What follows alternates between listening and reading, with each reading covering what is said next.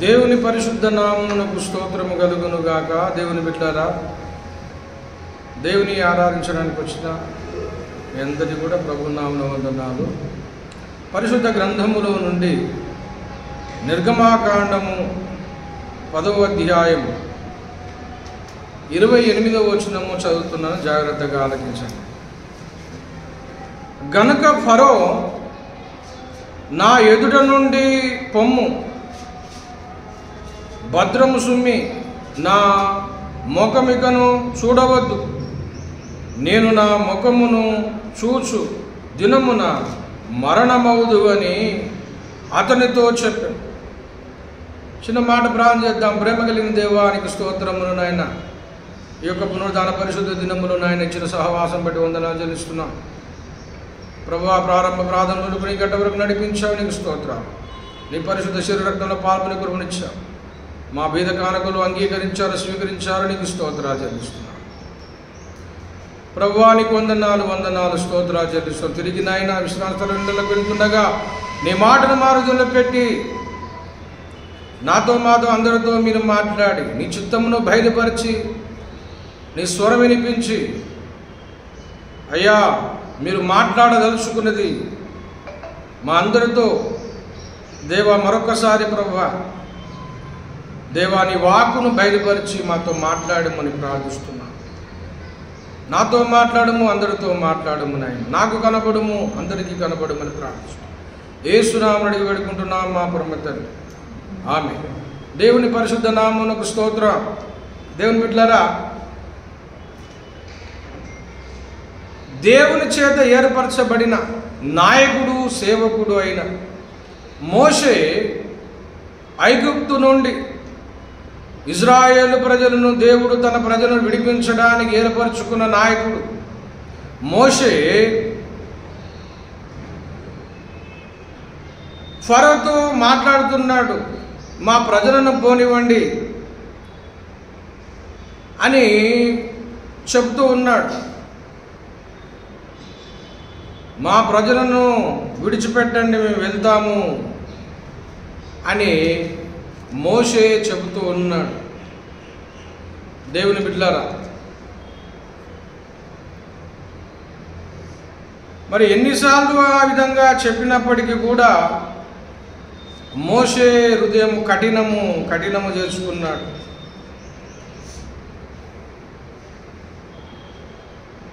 మోషే ద్వారా దేవుడు మాట్లాడుతున్నాడు.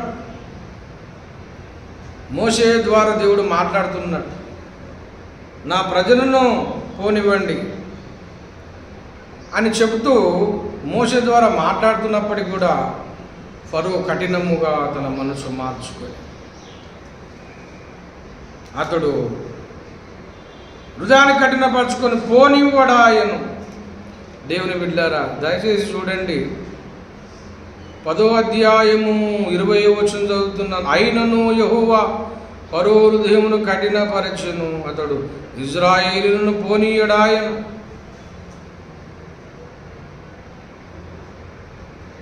పోనివ్వడానికి ఇష్టపడటము లేదు ఫరో. దేవుని బిడ్డలారా, ఫరో హృదయం కఠినపరుచుకుంటున్నాడు. ఎన్నిసార్లు అడిగినప్పటికీ కూడా మరి ప్రజలను పోనివ్వడానికి ఇష్టము చూపట్లేదు. దేవుని బిడ్డలారా, అలాగా చెబుతూ ఉన్నప్పుడు దేవుడు కొన్ని అద్భుత కార్యాలు, ఆశ్చర్యకార్యాలు జరిగించాడు. ఆ దేశం మీద అనేకమైన తెగులు పంపించాడు. నీరును రక్తంగా మార్చడము, వడగన్లు, మిడతలు, అనేక రకమైన తెగులు, కప్పలు, మిడతలు, ఇలాంటి ఒక తెగులును ఐగుప్తు మీద దేవుడు పంపించినప్పటికీ కూడా పోనిస్తానంటాడు, పోనివాడు, విడిచిపెడతానంటాడు, మళ్ళీ తన హృదయం కఠినపరుచుకుంటాడు. ఇలాగ జరుగుతూ ఉన్నప్పుడు దేవుని బిడ్డలారా, మరి ఇక్కడ మరొకసారి మోషే అంటున్నాడు, మమ్మల్ని పోనివ్వండి అని చెప్తున్నప్పటికి కూడా ఫరో ఎంత కఠినంగా మాట్లాడుతున్నాడు చూడండి.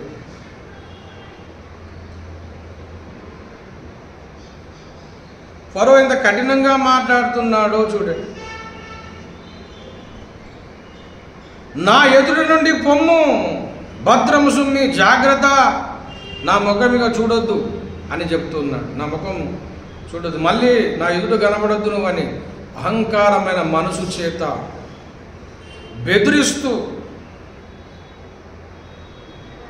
ఫరోకు బెదిరింపుగా మాట్లాడుతున్నాడు, బెదిరించినట్టుగా మాట్లాడుతున్నాడు.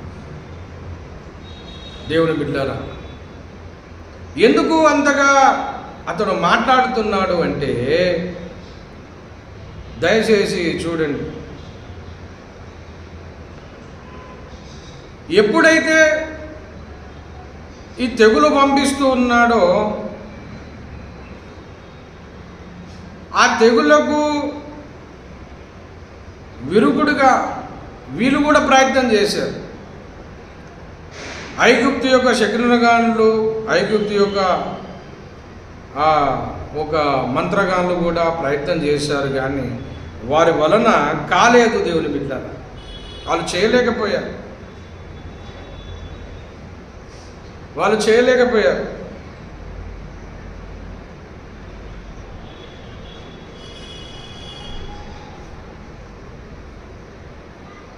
దేవుని బిడ్డలారా, వాళ్ళు ఏదో ప్రయత్నం చేద్దాం అనుకున్నారు, మళ్ళీ వాళ్ళు కూడా ఏదో అద్భుతం ఆశ్చర్యకారం చేద్దాం అనుకున్నారు, కానీ వారి వలన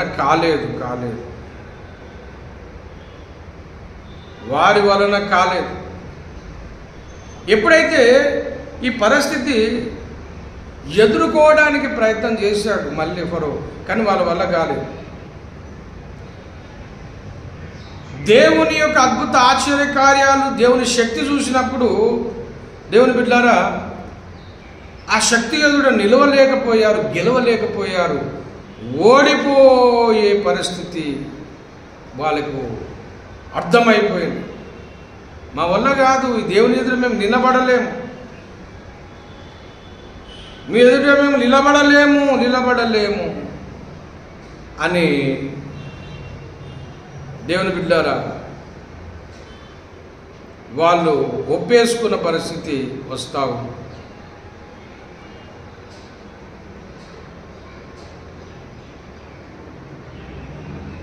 ఇరవై 10:24 అంటాడు, ఫరో మోషేకు పిలిపించి మీరు వెళ్ళి యెహోవాను సేవించు అని చెప్తా ఉన్నాడు. 23 3 దినములు ఒకడినొకడు కనుగొనలేదు, ఎవడును తానున్న చోటు నుండి లేవలేకపోయిను, ఆ దేశమంతా చిమ్మ చీకటి అయిపోయింది.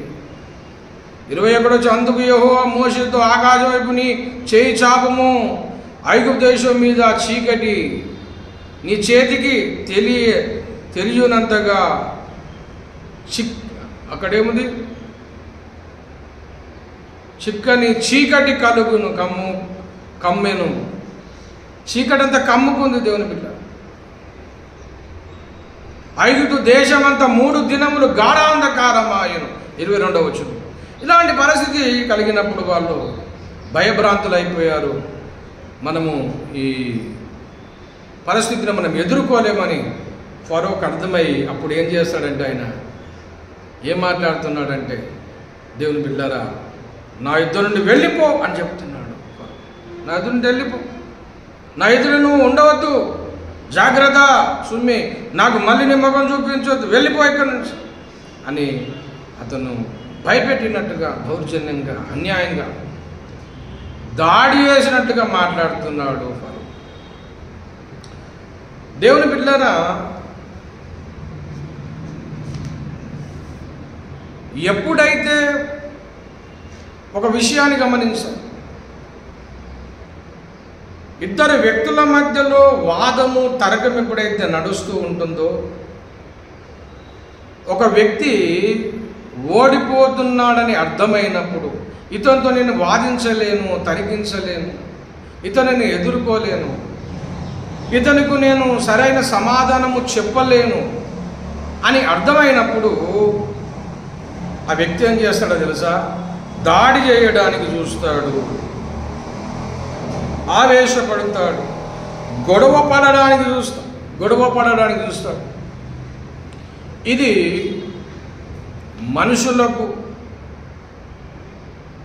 మనుషులలో జరుగుతున్న మరి ఒక స్థితి. దేవుని బిడ్డ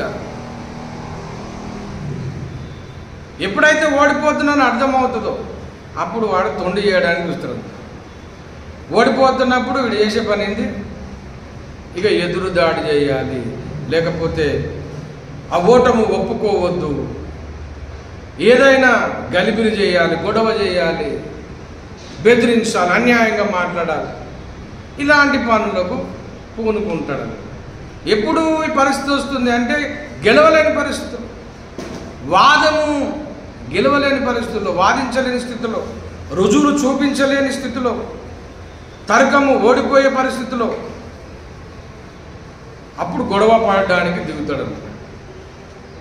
ఇది మనుషులలో ఉన్న తత్వం. ఇది మనుషులో జరుగుతూ ఉంది. ఇది గ్రహించలేని పరిస్థితుల్లో ఉంటున్న దేవుని బిడ్డ. అపోస్తుల కార్యములు దయచేసి 4వ అధ్యాయం చూడండి. అపోస్తుల కార్యము 4వ అధ్యాయంలో ఇక్కడ ఒక మాట చెప్పబడుతూ ఉంది.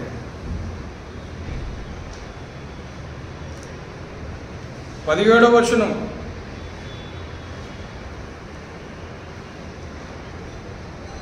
పదిహేను వచనం చూడండి.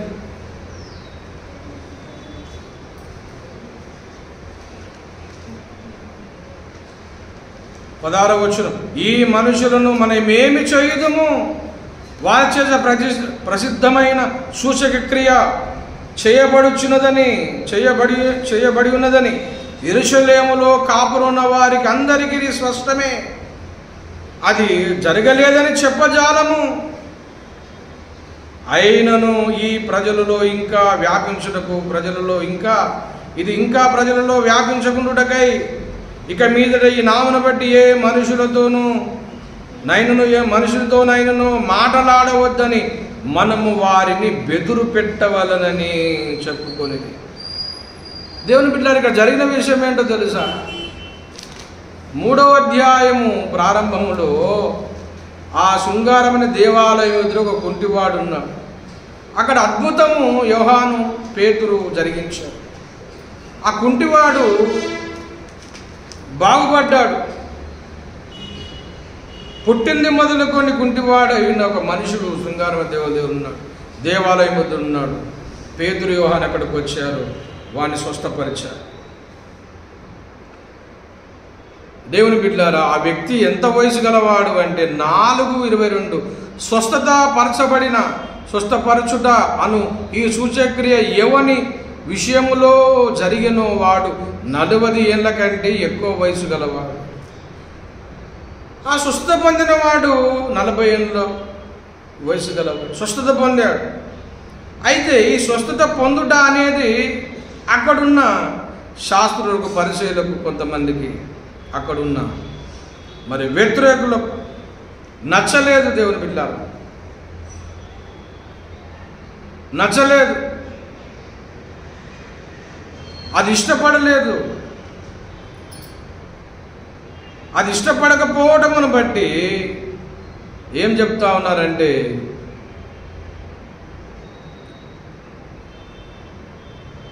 నువ్వు ఎలాగున్నా ఈ వీళ్ళ యొక్క దేవుని యొక్క మహిమ కానీ, పేతురు, యోహాను చేసిన అద్భుతం కార్యం కానీ వారికి నచ్చలేదు, అసూయపడ్డారు. వీళ్ళ యేసు మతము అనేది ఎక్కువైపోతుంది, అందరు యేసునందు విశ్వాసం ఉంచుతారు కనుక ఇది ఎక్కువ ప్రచారం కాకూడదు.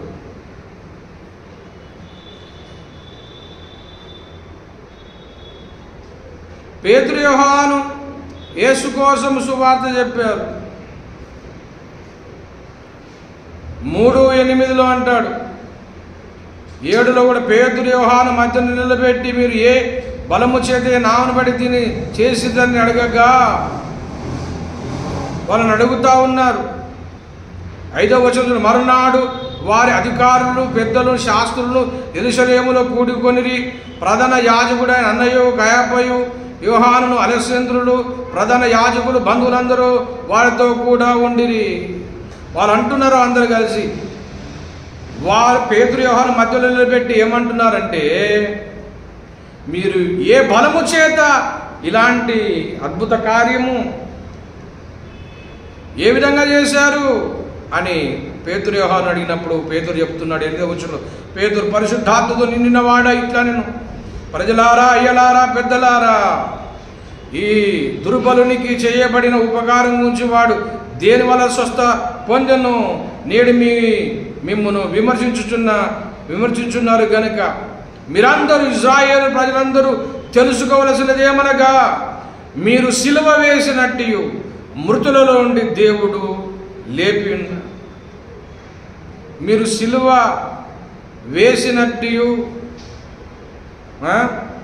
మృతులలో నుండి దేవుడు లేపినట్టు నజరుడైన యేసుక్రీస్తు నామమున వీడు స్వస్థత పొంది మీ ఎదుట నిలిచి ఉన్నాడు. దేవునికి స్తోత్రం. కానీ యేసు నామమున ఇతడు స్వస్థత పొందాడు అని చెప్తూ ఉన్నప్పుడు అది వారికి నచ్చలేదన్నమాట.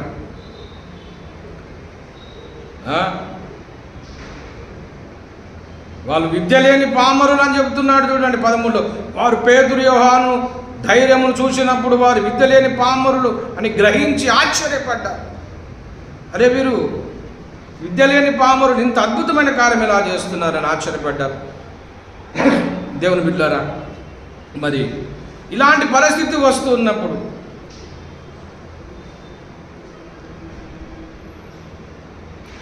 స్వస్థత 14వ వచనం, స్వస్థత పొందిన ఆ మనుషుడు వారితో కూడా నిలిచి ఉండడం చూసి ఏమీ ఎదురు చెప్పలేకపోయి అప్పుడు ఆ సభ వెలుపలికి పొండని వారిని ఆజ్ఞాపిస్తున్నారు. దేవుని బిడ్డలారా, ఇక మనం చేయాల్సింది ఏం లేదు, అద్భుతం కనబడుతుంది, అందరికీ తెలిసిపోయింది, అందరికీ స్పష్టమే అంటున్నాడు 16వ వచనంలో. వారి చేసిన ప్రసిద్ధమైన ఈ సూచక్రియ చేయబడినదని యెరూషలేములో కాపురం ఉన్న వారికి అందరికీ నీ స్పష్టమే. అది జరగలేదని మనము చెప్పజాలము. జరిగింది బాబు, చెప్పజాలం. మనము ఎలా జరగలేదు ఎలా చెప్పగలము? జరిగింది, అందరికీ చూస్తున్నారు, యెరూషలేము వారందరూ చూస్తున్నారు, ఇక మనం ఏం మాయ చేయలేమని చెప్పి అప్పుడు ఏం చేస్తున్నారంటే ఇక వాళ్ళు బెదురు పెట్టడానికి చూస్తున్నారు. అద్భుతం జరగలేదని చెప్పలేరు, స్వస్థత జరగలేదని చెప్పలేదు, యేసు నామమున స్వస్థత పొందారని చెప్తున్నారు. వీళ్ళు విద్య లేని పామరులు, వీళ్ళు చేసిన అద్భుతం అంతా కనబడుతుంది. మనము ఇది కాదనలేము. మరి ఏం చేద్దాం ఇప్పుడు అంటే వీరిని బెదిరిద్దాం, వీరిని పట నుంచి వెళ్ళగొడదాం, ఈ నామమును మళ్ళీ ప్రకటించవద్దని ఆజ్ఞాపిద్దాం అని చెప్పి తిరుగుబాటు చేస్తాం. వాదం లేదు, వాళ్ళ ఆధారాలు లేవు, ఏం చేయలేని పరిస్థితి, నిస్సాయత పరిస్థితులు అయిపోయారు, ఓడిపోయిన పరిస్థితులు అయిపోయారు. దేవుని బిడ్డలారా, అప్పుడు వీళ్ళు ఏం చేస్తున్నారంటే ఇక మనము ఏం చేద్దామంటే అక్కడ అంటున్నాడు చూడండి 17వ వచనం, ఆయనను ఇది ప్రజలలో ఇంకా వ్యాపించకుండుటకై ఇక మీదట ఈ నామను బట్టి ఏ మనుషులతోనైనను మాట్లాడవద్దని మనం వారిని బెదురు పెట్టవాలని చెప్పుకొనిది. ఇది సంగతి. దేవుని బిడ్డ, ఈనాడు యేసు ప్రభుల వారి సువార్త చెబుతున్నప్పుడు తరకనముతో తరికిస్తూ, వాదములు నిరూపిస్తూ, రుజువులు చూపిస్తూ, చరిత్ర ఆధారాలు చూపిస్తూ, సైన్స్ ప్రకారం ఆధారాలు చూపిస్తూ, అన్ని శాస్త్రాలలో ఆధారాలు చూపిస్తూ, అని రుజువులు చూపిస్తున్నప్పటికీ అందరికి అర్థమవుతుంది యేసు నిజమైన దేవుడని, యేసు చరిత్ర పురుషుడని, యేసు పుట్టాడని అన్ని శాస్త్రాలు చెబుతా ఉన్నాయి. మరణించిన దేవుడు, రక్తం గార్చిన దేవుడు, బలి మరణించి తిరిగి లేచిన దేవుడు, పాప పరిహారం కోసము తన ప్రాణం అర్పించిన దేవుడని, ఈయననే సత్య దేవుడని నిరూపణ జరుగుతున్నాయి. దాన్ని ఎదుర్కొనలేక, వారి దగ్గర వాదము లేక ఏం చేస్తున్నారంటే ఎదురు దాడి చేస్తా ఉన్నారు. ఇప్పుడు యేసు కోసం ప్రకటించొద్దు, యేసు నామం ఇక్కడ ప్రకటించొద్దు, చెప్పొద్దు. ఎందుకు చెప్పొద్దు అంటే ఆన్సర్ లేదు, ఎందుకు చెప్పొద్దు అంటే జవాబు లేదు. చెప్పొద్దండి, అంతే చెప్పొద్దు. యేసు కోసం ప్రకటించొద్దు,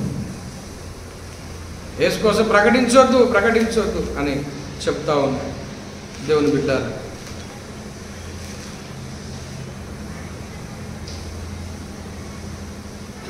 యేసు కోసం ప్రకటించొద్దు అని వాళ్ళు చెప్తా ఉన్నారు. ఎందుకు బాబు? ఎందుకంటే వారిలో ఒక్కరిలో సమాధానం లేదు. ఒకరి దగ్గర సమాధానం లేకుండా నిస్సహాయ స్థితిలో ఉన్నారు. దేవుని బిడ్డలారా, దయచేసి చూడండి, మార్కు సువార్తలో ఒక మాట మనం చూద్దాం.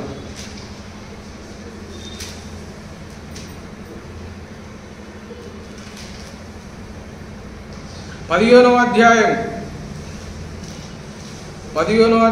అంటాడు. పిలాతు చెప్తున్న 15:4 పిలాతు ఆయనను చూసి, మరలా నీవు ఉత్తరం ఏమీ ఇవ్వవా? నీ మీద ఎన్నెన్ని నేరములు మోపుచున్నారో చూడండి అని చెప్తా ఉన్నా. దేవుని బిడ్డలారా, ఎన్నెన్నో నేరాలు మోపుతూ ఉన్నారు. దేవుని బిడ్డలారా, వారి నేరాలకు ఒక్కడు కూడా సమాధానం లేదు, ఒక్కడు కూడా సరైన సమాధానం లేదు. దేవుని బిడ్డలారా, ఒకటి కూడా సరైన సమాధానం వారిలో లేదు. కారణం లేకుండానే యేసు ప్రభుల వారిని సిలువ వేయాలి అంటున్నారు. సిలువ వేయండి. మార్కు సువార్తలో చూసినట్లయితే అక్కడ చెప్తున్నాడు. ఎందుకు అంటే 15:9 అంటాడు, ప్రధాన యాజకులు అసూయ చేత యేసును అప్పగించిరని పిలాతు తెలుసుకున్నాడు.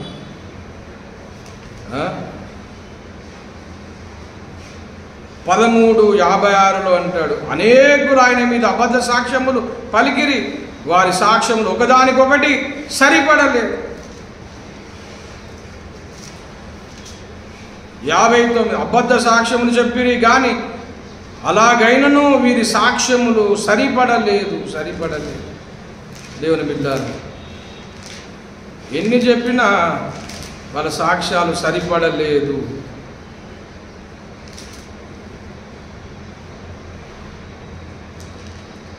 ఎన్ని చెప్పినా సరిపడలేదు. అబద్ధ సాక్ష్యాలు చెప్పారు.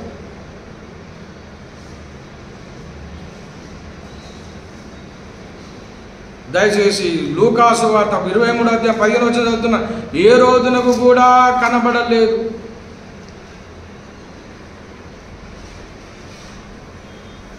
23వ అధ్యాయం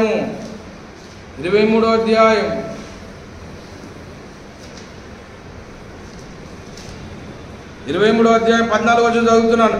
ప్రజలు తిరుగుబడినట్లు చేయుచున్నాడని మీరా మనిషిని నా యుద్ధకు తెచ్చితిరే.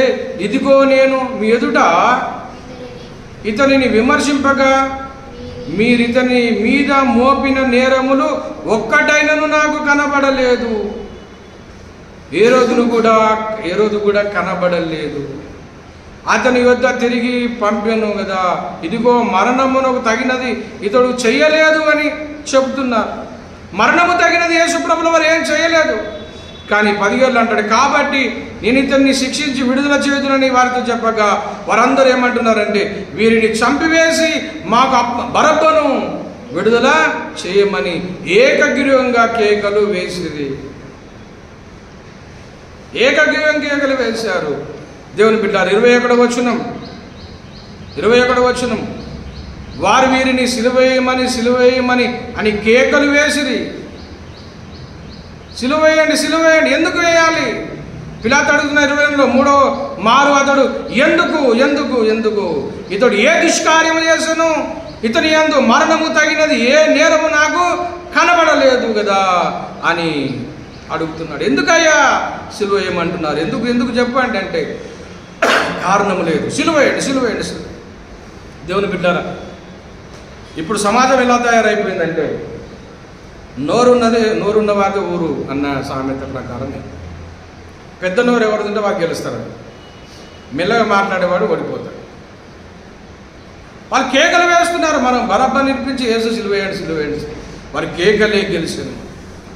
దేవుని బిడ్డ ఇలాంటి సమాజంలో బతుకుతా ఉన్నాం కనుక దేవుని బిడ్డారా, ఒక విషయాన్ని మీకు చెప్తున్నాను. ఏంటంటే ఒక విషయాన్ని చెప్తున్నాను దేవుని బిడ్డారా, ఎప్పుడైతే ఓడిపోతున్నామని అర్థమవుతూ ఉన్నప్పుడు సత్యాన్ని గెలవలేక సత్యాన్ని ఆపలేక అరచెయ్యిని పెట్టి సూర్యకాంతిని ఆపలేని పరిస్థితి ఎలాగుంటుందో యేసుకు వ్యతిరేకంగా మాట్లాడుతున్న పరిస్థితిగా అలాగే ఉంటుంది. యేసుకు ఎన్ని వ్యతిరేకమైన వాదన చేసినా అది నెగ్గ ఓడిపోతాయి. ఈనాడు కూడా సమాజంలో యేసుకు వ్యతిరేకంగా మాట్లాడుతున్న వారందరూ కూడా మీరు చూడండి, యేసు పక్షమున మాట్లాడుతున్న సేవకులను చూడండి,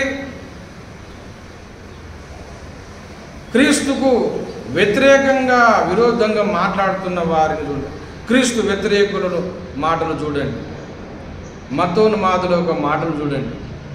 వారు మాట్లాడే మాటలలో వాదముతో కానీ తర్కముతో కానీ వాదిద్దాం, తర్కంతో తర్కిద్దాం, వాదము చేద్దాం, సత్యమేదో తెలుసుకుందాం, సత్యాన్ని నమ్ముదామనే యథార్థత ఉండదు. కానీ వాళ్ళు ఏది ఏమైనా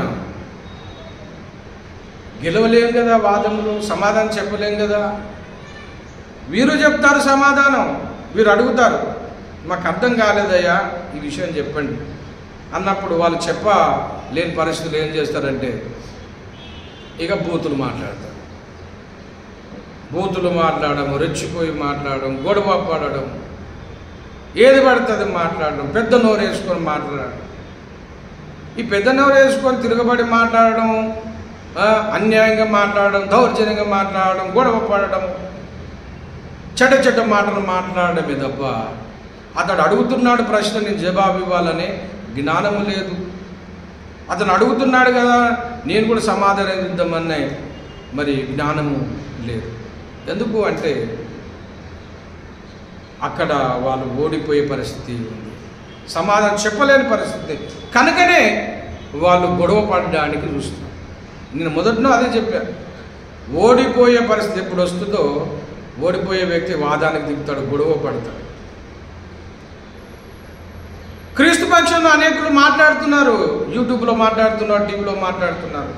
వాళ్ళు బూతులు మాట్లాడడం లేదు, ఆవేశపడడం లేదు, ప్రేమగా మాట్లాడుతున్నారు. కానీ క్రీస్తుకు విరుద్ధంగా మాట్లాడాలని వాళ్ళు గొడవ పడడానికి చూస్తున్నారు. సరైన రుజువులు చూపరు, అన్యాయంగా మాట్లాడడం, బెదిరించడం, బూతులు మాట్లాడడం, గొడవ పడడం, ఇదే జరుగుతుంది తప్ప వాళ్ళు ఏ ఆధారాలు కూడా చూపించడం లేదు. ఇక్కడ అద్భుతం జరిగింది, దాన్ని ఒప్పుకోలేని మనసు చేత వాళ్ళు ఏమంటారంటే యేసు కోసం ఇప్పుడు మాట్లాడద్దు, యేసు కోసం మాట్లాడద్దు అని తిరగబడతాం. దేవుని బిడ్డ అపొస్తలుల కార్యం 7లో కూడా ఈ మాట మనం కనబడతా ఉంది. దయచేసి చూడండి, 7వ అధ్యాయము 54వ వచనం. వారి మాటలు విని కోపముతో మండిపడి అతని చూసి పండ్లు కొరికి. ఇది ఇక్కడ స్టెఫెను విషయంలో జరిగింది. స్టెఫెను ఎప్పుడైతే సాక్ష్యం చెబుతూ ఉన్నాడో ఆ సాక్ష్యం వారికి నచ్చక వాళ్ళు ఏం చేస్తున్నారంటే పండ్లు కొరుకుతా ఉన్నారండి, పన్ను కొరుకుతా ఉన్నారు కోపంతో. దేవుని బిడ్డ పన్ను కొరుకుతా ఉన్నారు.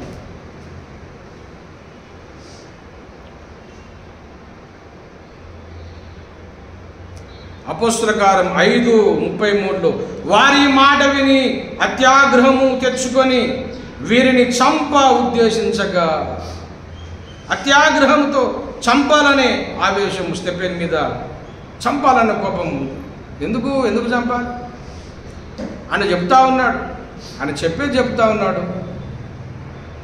ఇప్పుడు యేసు కోసం సువార్త చెప్తామండి, ఇష్టం ఉంటే వినాలి, లేకపోతే వదిలేయాలి. కోపం ఎందుకు మీకు? పన్ను కొరకడం ఎందుకు? గొడవ పడడం ఎందుకు అంటే వాగ్దాన సమాధానం లేదు కాబట్టి. ఎవరి ప్రచారం వాళ్ళు చేసుకుంటారు, యేసు ప్రచారం ఏం చేసుకుంటారు, మీ ధర్మ ప్రచారం మీరు చేసుకోండి. కోపం ఎందుకు, ప్రచారం చేసి సువార్త ప్రకటిస్తే కొడతారు, సువార్త కరపత్రాలు పంచితే కొడతారు, యేసు కోసము చెప్తే గొడవ పడడం ఎందుకు ఇదంతా జరుగుతుంది అంటే ఆన్సర్ లేదు, జవాబు లేదు కాబట్టి ఇప్పుడు మనం ఏం చేయాలి, గొడవ పడాలి అని ఈ విధంగా తయారైపోతున్నది సమాజం. దేవుని బిడ్డలారా, ఇలాంటి పరిస్థితుల్లో వ్యతిరేక దశలో తలకిందులుగా ఆలోచన చేస్తూ ఉన్నారు దేవుని బిడ్డలారా. ఒక విషయం, ఈనాడు సత్యదేవుడైన యేసు ప్రభుల వారి, చరిత్ర పురుషుడైన యేసు ప్రభుల వారి యథార్థంగా ఒప్పుకోలేక, వాదంలో గెలవలేక, యథార్థత లేక, సత్యాన్ని అంగీకరించే మనసు లేక, అడుగుతున్న ప్రశ్నలకు జవాబు చెప్పలేక, నిష్కారణంగా ద్వేషిస్తూ యేసు పైన, యేసు భక్తుల పైన గొడవ పడుతూ, బెదిరిస్తూ, అన్యాయంగా దాడులు చేస్తూ, సేవకులను కొట్టడం, చంపడం, దాడులు చేయడం, చర్చిలు కూడగొట్టడం ఇవన్నీ చేస్తూ ఉన్నారు. ఎందుకు బాబు అన్నీ ఎందుకు చేయాలి? వారి ప్రచారాలు ఏమి చేసుకుంటారు కదా, మీకెందుకు?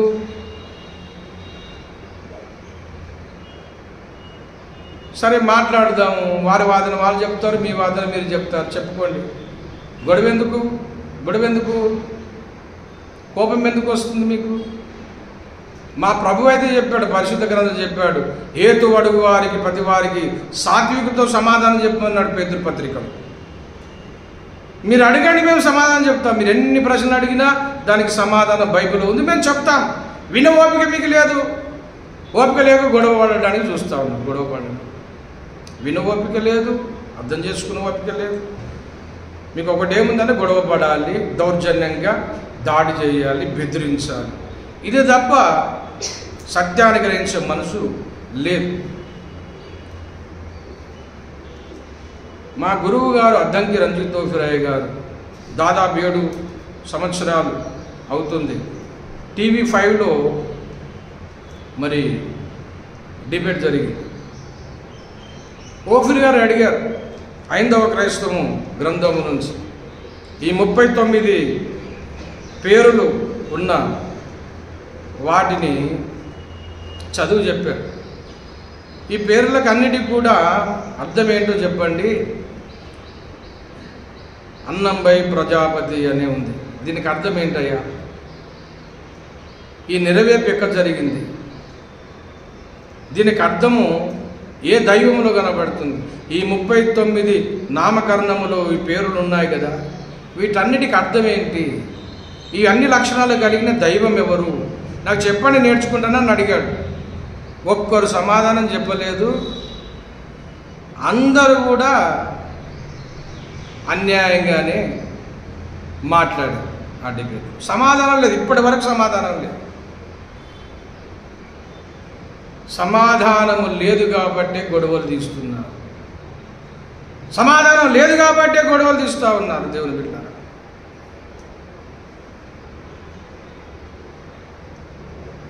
సమాధానము సావధానంగా ఆలోచన సత్యం అర్థమవుతుంది కనుక దేవుని బిడ్డలారా, ఆలోచించండి, గ్రహించండి.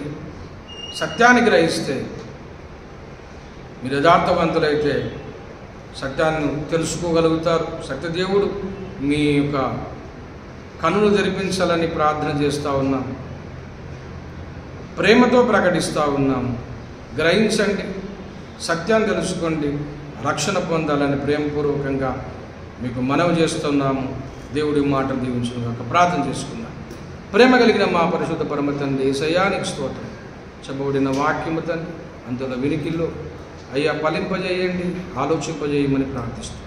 యేసునామములో అడిగి వేడుకుంటున్నాం మా పరమ తండ్రి. దేవుని ప్రేమ, కుమారుని కృప, పరిశుద్ధాత్మ సహసన్నిధి గుడుగున మనకును భూలోకమందున సకల భక్త కోటికి సదాకాలం తోడైండుగాక. ఆమేన్, ఆమేన్, ఆమేన్.